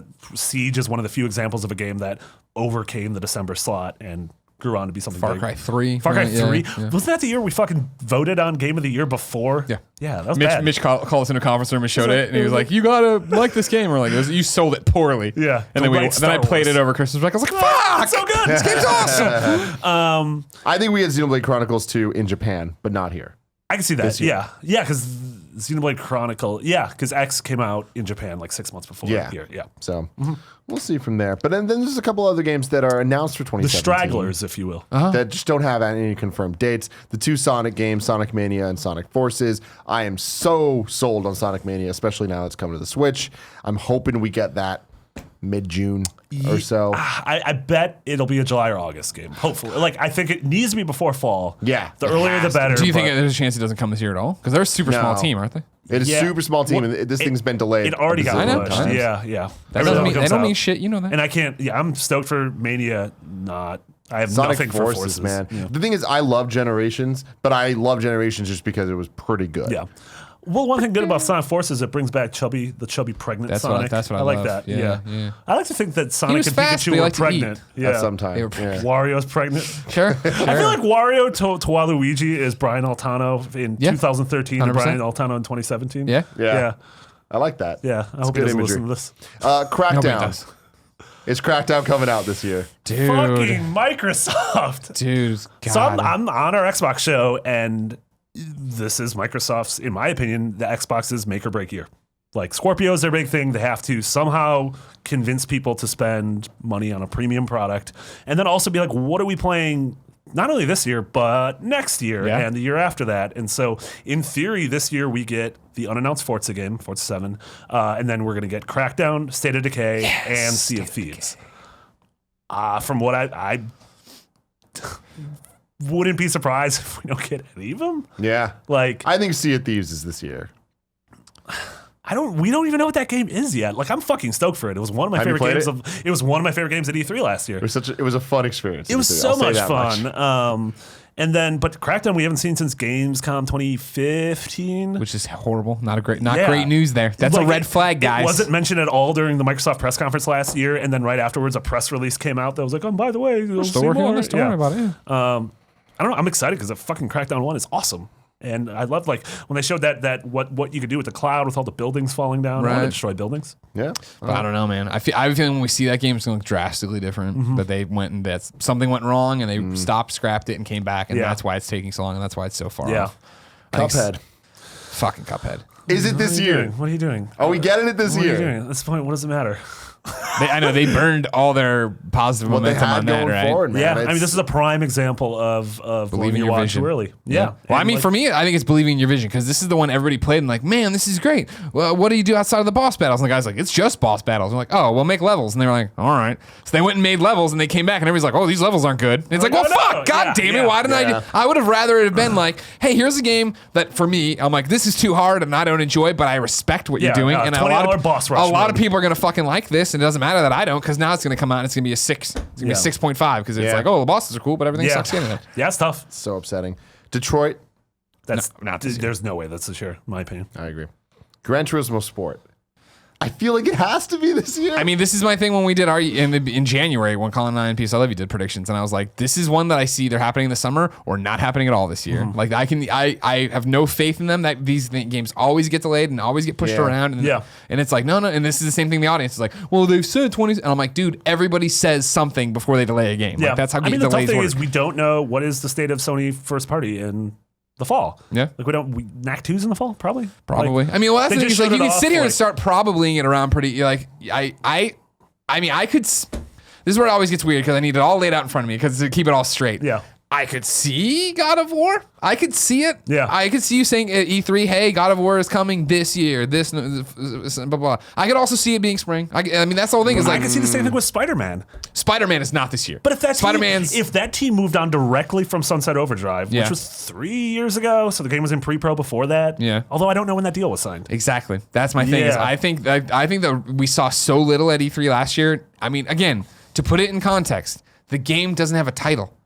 They finished that trailer and it said hashtag Spider-Man PS4. Like they don't have. Oh, it's gonna be called hashtag Spider-Man. that game 2017, is right? not They're this with it. year, and I don't even know if it'll be next year. Like I think they're gonna because and again, don't rush it. Fuck, hope don't. you're Oh yeah, wrong. totally. Dude, don't get me wrong. I would love more than anyone to be wrong on that. I fucking can't wait for that game. Like, Insomniac my- making a Spider-Man game. Yeah, Yeah, my gut tells me Spider-Man's next year and that God of War is early next year. Like that's in the horizon spot. But then what NAC and GT? but that's the thing is like Sony doesn't Sony's care. done Who the that fuck every cares? year. Sony doesn't. It doesn't matter because they align themselves with Battlefront. They align Yeah. themselves with Call of Duty, with Destiny, with Red Dead. Like that's Yeah, fine. the era of needing to be in the fall holiday season, it doesn't exist anymore because that's been the last 3 years, 4 with PlayStation, where we're just like, well, what are they gonna do? This got pushed and this got, and it's like, yeah, the Order went out of there, nobody cared. You know what I mean? Yeah. Uncharted went out of there, nobody cared. Like Horizon went out of there, nobody cared. cared. Like Yeah. these games are still fucking killing it in the Yeah. spring, let alone killing it against like this year, killing it in a stacked spring Yeah. where there's so many great Yeah, games yeah. out. Yeah. Ni no Kuni 2. No. Shout out to Colin Campbell. What up, Colin Campbell? Rest in peace. He didn't die. I saw him actually recently. Yeah, he interviewed me at Dice. yeah, he's he's still alive. very much alive. Right. We were gonna secretly schedule Justin Davis for an interview with you at Dice and not Oh, tell yeah, him. yeah? Yeah, That'd we were be gonna great. secretly be like, oh, you get to interview unannounced guest. Just gets up and leaves. So funny. I don't think it's this year. I don't I think it's Q2 next year. Okay. I'm excited for it. I like. Oh, yeah, Ni Ni no Kuni Kuni, 1. yeah. Yeah, I want this game on Switch. I feel like that's another one we haven't seen enough of, though, right? Yeah, I think this will have a big presence at E3. Okay. I feel like we've seen a We've seen trailers. Yeah. Nobody's But it's the type of game there where was, that's what they show. They just right? had a big event here in the city a couple months Oh, ago, but right. no footage was allowed. I don't think we didn't do any direct feed or anything. But I think people got to. Was it playable? Was it? It might have been a See, I don't think if it was. Yeah, I think it might have been a been presentation. I remember that because it was a Friday night, and I was like, why are you doing an event? Yeah, on you don't do that. Metal Gear Survive. That's not this year. I don't think that's this year. I am morbidly curious about this game. It's Does honest. it happen? Does it exist? That's my thing. Yes. Honestly, I think it could be a game that you never ever see. I think this game exists, and I heard rumors that this game. Everyone's like, oh, Kojima left, and they went insane. I heard some rumors that this was Kojima's idea, that this game was going to be like a Kojima produced game. Yeah. Like, and then he came up with the idea for wanting this thing. So It was his final. It's his secret bomb he put in there. He's like, Yeah. you know what? He like knows he's leaving. You know, I think we should do this thing. Yeah, well, I'm behind it. smart. And then everyone's like, well, he's fucking Kojima. that's him taking a shit in like the upper deck of Yeah, Konami. just leaving. My God. Red Dead Redemption 2. I really feel it's a 50-50 shot at this point. I want it so bad. So do I. But I just feel like it's going to do the GTA thing where like it was the same thing of like they have a date, it's all set. And I'm like, remember GTA 5 had a date too and got And pushed. GTA 4 as well. Both games got delayed. Yeah. Yeah. And the thing with this is they can delay as long as they want. Yeah, Rockstar exactly. has carte blanche. That's No, one of who their, cares? Yeah, they're Yeah, one of the who few cares? studios that has that. And yeah, like the only thing we've heard from that game was that one trailer in November Yeah. or September or whenever it was, and it said And then fall PlayStation 2017 deals as well. and PlayStation That deals. was it. Yeah. So like I could see it on stage at Sony, which would be weird because Rockstar generally doesn't doesn't do that go shit, yeah. E3. But Red Yeah. Dead isn't GTA. GTA doesn't need to do E3. Does Red Dead? I don't think I don't think they do. the name has the My whole cachet. thing is I think it has a lot of cachet, and I think it's definitely built on what it had before. And I also think that you put the Rockstar logo in front of it, people Yeah. understand that too. I mean, I thought it was fucking nuts when during I think it was the NBA Finals last year or something, or no, it might have been opening day or the first game of the NBA season, and all of a sudden there was that trailer. Yeah. And I'm like, oh shit, like they're going mainstream hard a year out. Right? Yeah. I want it to be this year. I'm totally fine if it slips to next year. South Park: The Fractured Butthole. No. Not this year? No. This is what I've been saying, man. Is like when they announced this, I was like, huh. No, you know what I mean? Like I was surprised. I mean, I'll never forget that Comic-Con panel I did with Trey and Matt, and they were like, not even joking. Like backstage, they were just like, "This has been a nightmare. Like it's been. We love it. The game's gonna be great. This has been so. And I remember on stage them saying, "We'll never make another game." And I was like, "Oh, okay, cool." And then they announced it. I was like, "Huh?" And it was like this really aggressive timeline with new developers. And it's like, "Huh." And then it got delayed, and it's going to keep getting delayed and delayed. Like this is definitely a first half of the year. Last thing they said, the last thing they've said was this fiscal year, which would be through March 31st. Yeah, I think it's next year for sure. First half, man. And then the Animal Crossing iOS that got pushed out of last fiscal year into this one. And they said that it is coming. I imagine we'll at some point in a direct. I see them doing an Animal Crossing direct similar to the Fire Emblem one they did. Like it's out in 2 weeks. And it's like it's like here's the iOS one, and also there's a Switch game coming. And it's gonna sell a lot of copies. Hell yeah. Yeah, that's all we got here. And that's not even counting like we're obviously gonna get huge announcements at E3 of shit that comes out this year, like all the leaks, all the Assassin's Creed leaks, and Far Cry rumblings. Yeah, if they do Far Cry Western, if that's real. Yeah, they're saying the Spaghetti Western in Montana. Hoo-wee. Coming out in September. Spaghetti. Stop it. What was this Hooey thing? Woo-wee. And then Bethesda Land. Did you see that? No. The Bethesda Land thing? No. Like they showed that their E3 presence is like a theme park, and there was 2 things that were under construction. There was like Doom, Wolfenstein, so-and-so, and 2 things that said under construction, so everyone thinks those are new things. Also, it's weird to do a theme park with Nazis in hell. That's my take. Yeah. That's my quick hot take. Sounds like one I'd like. Disneyland. That is Walt Disney. What is Disneyland if not Nazi hell? Yeah. So sorry, Aransky. Classic Aransky. The last topic of the day, as always, is brought to you by you. You can go to kindoffunny.com/Gamescast topic, just like all these people did, to leave your questions, comments, and concerns. John Berniecar says, what if Zelda came out mid-gen on PS4 and was called Rick's Adventure? Would people still give a fuck? It's a very interesting thing. I definitely think people would give way less fucks. I think it would be a slow build of a fuck. Like no one would be like day 1, million copies moved. It would just be like this. Everyone's like, "Have you played Rick's Adventure?" And why would I play that? And then you play it, and you're like, "Oh, Rick's Adventure is really good." Yeah, exactly. Yeah. And it feels a lot like Zelda. Yeah. Because I mean, that's the thing of like, remember like Oceanhorn was a port of a fucking mobile game or whatever. Or Ouya. We got it, and I remember being like, "Hey, this is actually I played this last night. And it's awesome." And then, granted, now people are talking to me about it, but it was that thing of our audience got super behind it.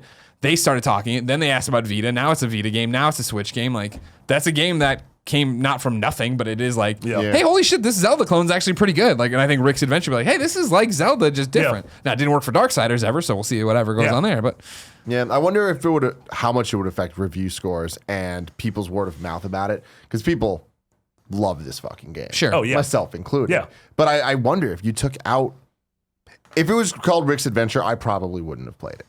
Like, no matter how many times people told me, like, you got to get on this, I probably wouldn't have. Sure. But then playing it, I think that I would enjoy it almost as much, but I think it would lose something. I mean, there's something to it that, it's Triforces and it's Ganon and Zelda and it's all the people and you're meeting up. Yeah, music cues, all these and nods to the Lon Lon Ranch and shit like that, and Death Mountain. Yeah, I want to know what this Rick fellow is all about. Yeah. Also, I feel What's bad Rick's that this thing was like, let's think of the most generic name for a man. Rick.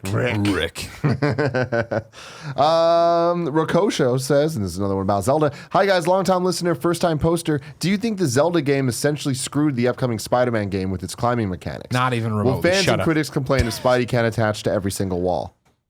No. Nah, I imagine that Spider-Man is going to be a very different style game. I think that it'll be an open world, but it'll be a much more designed, tight New open York, world. yeah. And it's going to be a lot of fun to move around, but it's going to be, I think, a bit more tunnel of an experience. It's going to have the same problems every Spider-Man game has. They're just like, well, it's so disorienting when you climb onto a roof. You know what I mean? When you go onto the ceiling and the camera wigs out or whatever. Yeah, I don't think it's going to be that. Oh, what? Because if you can't stick to the side of a building, that's a huge problem, and I don't think they're going to screw that up. Yeah. Remember all the weird things like you shot your web into the sky? Yeah. In like Spider-Man 2? Yeah. Remember when it was a big deal? Like now you don't do that. Now it attaches to buildings and like you actually had like physics attached to that and stuff.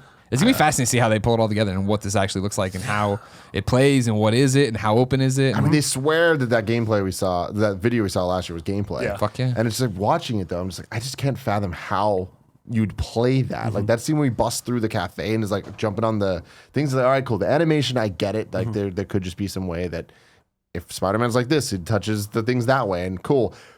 But what is the player doing there? How much of a quick time event is that compared to the actual like gameplay? Because it does kind of look like he's controlling it. I don't know. Insomniac's not really known for taking control away. Like Sunset Overdrive was fucking awesome. And that was the thing about Sunset Overdrive. Like that. Yeah, the locomotion in Sunset Overdrive like you was could amazing. get across the city without ever touching the ground. That wasn't bullshit. Like wall running and grinding and gliding. Yeah, they definitely learned a few tricks I think they're bringing over here.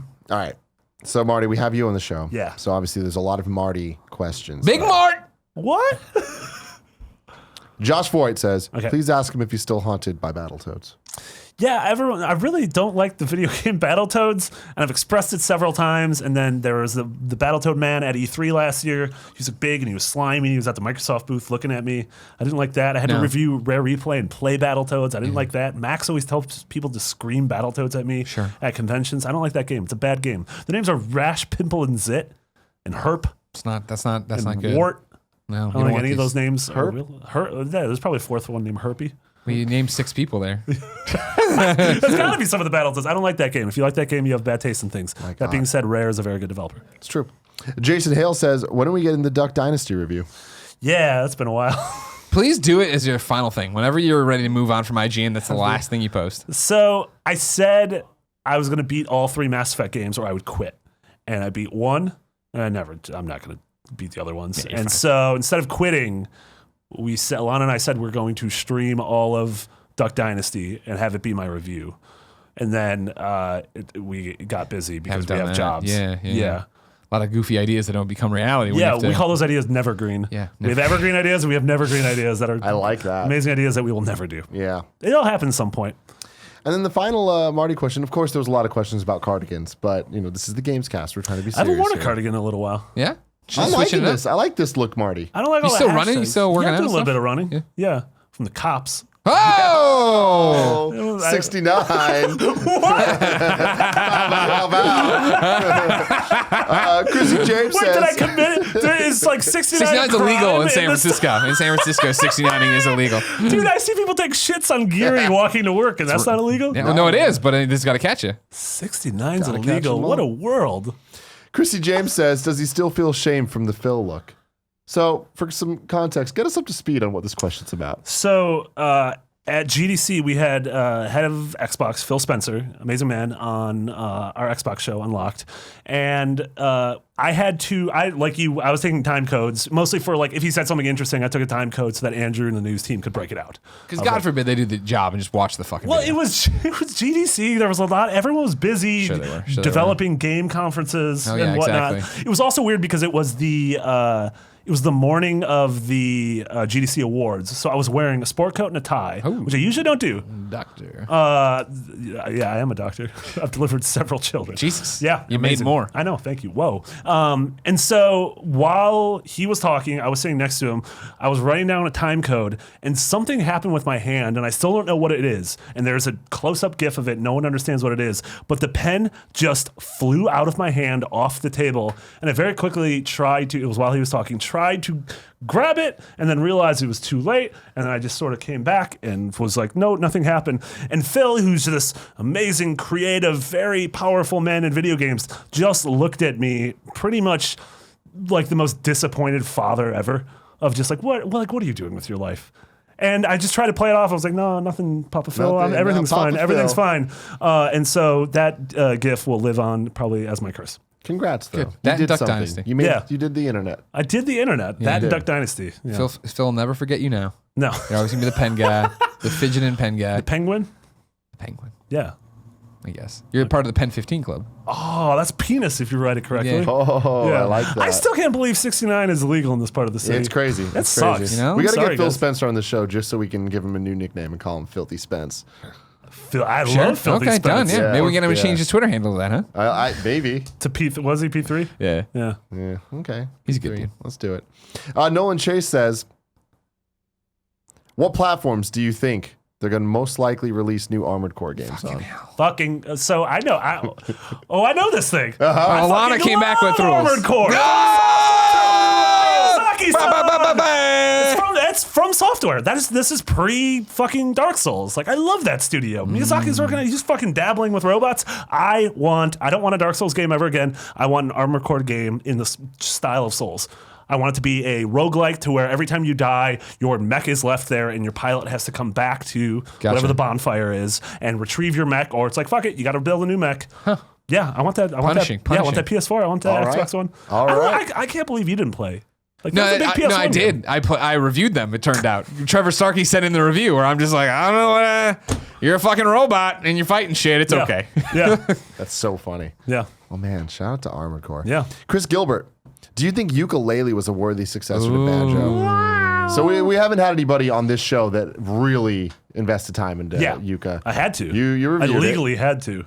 That's how it works. I don't know if it was legally. They take away your green card if you don't do it. Oh, I'm American. I was a little bit disappointed by it, just in terms, I thought of the 5 levels, one of them wasn't good. So a fifth of the game I did not enjoy.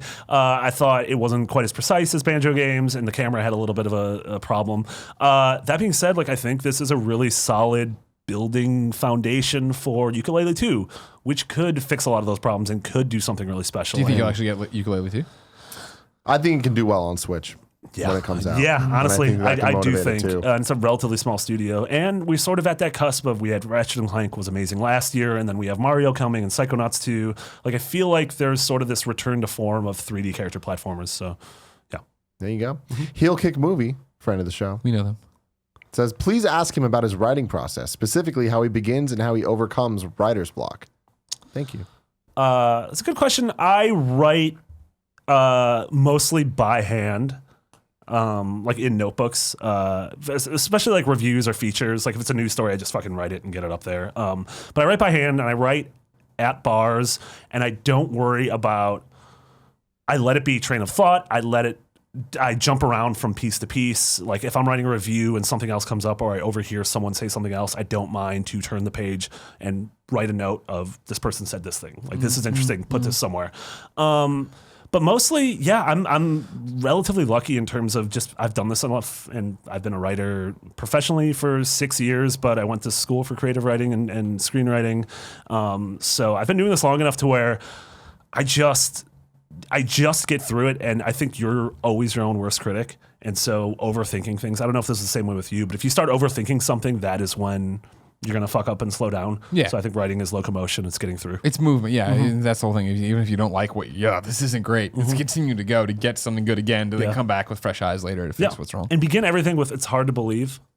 It's hard to believe it's been X years since X franchise last graced X platform, but now they're back. Yeah. Or Webster's Dictionary defines. Those are two classics. God. Oldie but goodies. My favorite thing, and I'm throwing Craig Harris right under the bus. This. My favorite thing ever was when, we were talking about tropes, and he threw that out there of like, as long as, Craig had left IGN. Craig had done more than 1,000 reviews at IGN, literally. I remember that being a big celebration. Had left, and he threw it out there just like, well, as long as you don't ever start your things with, it's been X. It's hard to believe. It's been, and I went into the back end and Googled it and found like 10 reviews that started that way from him. He's like, I didn't say I didn't do it. Yeah. Solitaire for Game Boy Color 9.5. Oh my God. A minute ago, I complimented your shirt. Yeah. And then once I looked at it, I realized I own this shirt. So that is the most Tim Gettys thing I could possibly do. I have it in a different color, though. Ooh, mine's more of a chambray. That's my favorite Overwatch hero. Yeah. I literally don't know what chambray is. Is that like blue? Yeah, it's a light blue, like a denim light blue. All right. If Tim's talking about a shirt he owns, It's probably some kind of blue. It's gonna be blue. All right. Bongos for Kev. Yeah. I want you two to talk about Life is Strange for a minute. Go. Man, Life is Strange is awesome. I think Life is Strange its reach extends its grasp. I love what it tries to do, but ultimately I think it feels like it is 40-year-old French people writing what they think 16 to 17-year-old American kids So you are think like. the hella is used too much? I think the hell is used too much. And I don't know if I could do any better because I don't hang out with teens that much, which is probably good. Considering Probably I'm a good 30, thing. that's probably a good And all thing. you do is hang out at bars, Yeah, and if teens are in the bars and my trouble. friends who are the It's bartenders trouble. are not doing their job well. That being said, like I really hope there's Life is Strange too. And I really think that Life is Stranger. If Life is Stranger, Death is Strange. Yeah. And also, honestly, like I think Life is Strange could do better now that 13 Reasons Why became such a huge thing, sure, which to me sure. is sort of its TV analog. I hear you. I mean, Life is Strange definitely has its awkward moments, but I thought overall it overcame them. Yes, Because that was totally. my thing is when I started playing it episodically, I played episode 1 and I was like, I don't really, and like, okay, the rewind was cool, whatever. Yeah. At the end when it really kicks in, you're like, all right, great. But then when it came back and I stayed off and I just played it back to back to back to back, Yeah. that's when I was like, oh, this was actually a lot of fun. And there was things I didn't expect to happen and Yeah. things that I did and learning these characters and this Yeah, and I stuff. think Chloe's a cool character. Yeah. Yeah. Shout Shout out out to to Chloe. Captain Barbosa says, if Marty could choose any video game character to have as a drinking buddy, who would it be? Sully, right? Has to be Oh, Sully. fuck, yes. Because like, I get those stories. God, the stories, yeah. Could you imagine the stories that Sully would tell me? That'd be fucking awesome. Yeah, Sully, I like the, I don't know if you've played enough Persona to get to the drunk journalist confidant. Yeah. Yeah, so it's just like hot girl you could date who's this drunk journalist who you only meet at a bar and she's always shit-faced. I Yeah. think she'd be fun. She sounds like your Yeah, dream. I'd like to sit at the bar in Catherine because the bartender teaches you a bunch of facts and turns out, oh, I guess I won't spoil Catherine. I think you're allowed to spoil Catherine. Turns out he's the actual devil. Oh, shit. Yeah, and it's kind of weird because you're like venting to him of like, oh, I'm trying to fuck this blonde girl, and there's also this other girl, and the blonde girl's his daughter. So that's weird. Yeah, well, he doesn't Don't- mind. That's like the devil's deal. That's what he does. The devil, Yeah, that's the that's devil's his whole deal is when deal. you Yeah, talk to someone about having We, sex all, I with mean, we their all saw, daughter. yeah, remember like, you know, Al Pacino Yeah. in that movie with Keanu Reeves? Yeah, devil's advocate. Thank you very much. Yeah. I could not get to the name. fine. He had similar things going on. They were both, he wanted Keanu, who was his son, to fuck his daughter with the curly hair and make this Super Satan or whatever it was. Super Saiyan? Yeah, Super Saiyan. There it Yeah, is, Super there's, Saiyan. over there's a girl Super Saiyan now. Very progressive. 2017. Shout out to Dragon Balls. Bros93 says, what's your favorite podcast or an episode that you've been a part of? I was throwing you on the spot. Oh, like that I've actually been on? Yeah. Oh, because I was about to say, I know like 30 podcasts that are better than any podcast I've been on. Some of my favorite ones have probably been, I really liked Beyond 450 when we did a Jackalope with you, Colin, Max, Yeah. Brian, and Andrew. I think the last two E3 ones have been really fun. We did Beyond at E3 in Max, or in right. Zach's hotel, and Yeah, then we yeah. did the poolside one at the Fig 2 years back, Yeah, which was a jeez. fucking disaster. Yeah. I think you and Colin's last Beyond was always super special to me. And I don't know, I every time I go into the booth now for Beyond, I'm super fucking stoked about it. Hell yeah. I liked our PS I Love You we did. It was just Yeah. me and you. Yeah, it was a good one. That was a good one. What about you? Do you have it? Do you think back at it like a single? It's kind of hard because we also had live events like we. That's did. the thing, right? Yeah. Where it's a cheat code. Yeah, I always go. I think Beyond 300 is always a super special one for me because that one, I think we knew what we were doing more. That was We- in the office, right? Yeah, both. Yeah, Beyond 200 Oh, yeah, and 300 yeah. in the office. 300 was not supposed to be, but Yeah. The things Kevin got in the Smith way. GOG. Yeah, that's was a great like- one. That Yeah, was yeah, like yeah. such a moment. Yeah. Yeah. Because like it was like the space between spaces where we had quit IGN, but we hadn't started Kind of Funny yet. And it was just like that 5-day period. And we spent it going down to LA and then just got to hang out with Kevin Smith and essentially tell him, hey, this is what's happening. And he was so stoked for us. Yeah. Where it's like, whoa. Yeah. This is Oh, special. this is gonna work. Yeah. This is Yeah, cool. Yeah. Yeah. Yeah. Yeah. It's hard. There's countless ones that I look back on, and Sure. it's hard because you end up doing it so much that someone, if they're like, "What's your favorite meal?" You're like, "Shit, I've had a lot of good meals." Yeah, And I've also had a exactly. lot of other meals, and it's hard to pick out. And that's that the whole one. thing too. Then it starts feeling shitty of like trying to.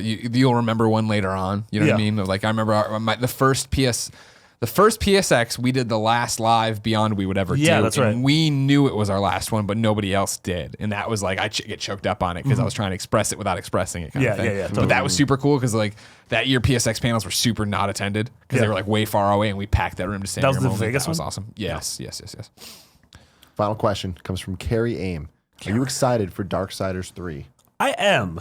I'm a big fan of Darksiders 2, actually. Like, I don't really care that much about Darksiders 1. Darksiders 2, I don't like the aesthetic. I think it's that, like, sort of angry teenager butt rock thing that I know it's Drawn to death. yeah, honestly, a little bit.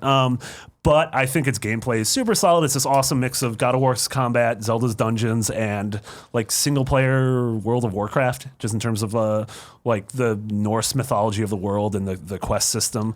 And I totally trust the developers at Gunfire Games. We have a ton of shit on IGN, actually, if you want to go see it. It was our IGN first for this month. Alana went down there and saw and played a shit ton of it. I think Fury's a cool character. And Gunfire developed probably my favorite PSVR game right now, which is called Chronos.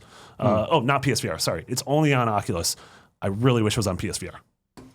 Do you think this one will do well? Because this is the conversation we had where I was like, they announced this, and on the morning show I was like, well, here you go. It's your Mirror's Edge Catalyst. It's the other games it's the games that the vocal minority, like, to their point, you're a fan of it. I get it. You want it, you want it, you want it, and then it comes out and it just doesn't perform. I don't know. Like, part of me is like, yeah, I don't know if it will perform. But that being said, if I just look at analytics, like each one of the videos hit 1 million within like 12, 15 hours. And granted, they were exclusives, so like everyone was just linking out to our YouTube channel. But like they fucking crushed immediately. Like in a way, most random trailers or gameplay drops. It's just an interesting one of like what was the other one? I had a better example than Mirror's Edge because Mirror's Edge Catalyst wasn't good or whatever. But I understand the fact of like Good and Evil. Yeah, there was another one too that doesn't matter. Beyond Good and Evil is one of those games that whenever it comes out, if it does come out, it can never live up to the hype. Yeah. And I don't know. It's just going to be interesting because I just don't. There are people I know who enjoy Darksiders, but there's not like it's rare to meet a Darksiders fan. Of like this is what I'm about. Yeah, man. I mean it's a long ways out. This is probably a year from now. I bet this is next summer. Yeah, so yeah, we'll see. Well, Marty, thank you very much for joining us. Where can people find you? For having me. You can find me, I'm on Twitter and Instagram at McBiggity with 2 G's and 2 T's. And then, like I mentioned a bunch, I do a ton of stuff at IGN. I just got promoted. Hey, congratulations. Executive editor of features. Whoa, look at that. Yeah, so there's that. And then I'm on Unlocked and Beyond, which is our Xbox and PlayStation shows. I'm killing the console war. Bringing them together. You're bringing them together. Yeah. Yeah. Good job. I like that. All right. Well, thank you for joining us. Thank you so much. We want to have you back soon. Yeah. Because this is fun. Yeah, we can talk about that 69ing stuff because I feel like we should. We got to get to the bottom of this. We should march or on the top, Washington, depending on what type of person you are. Exactly. Yeah. Till next time, I love you. You can click here for more game stuff. You can click there for more non-game stuff. You can click here to support us. And guess what's over here? I don't even know myself.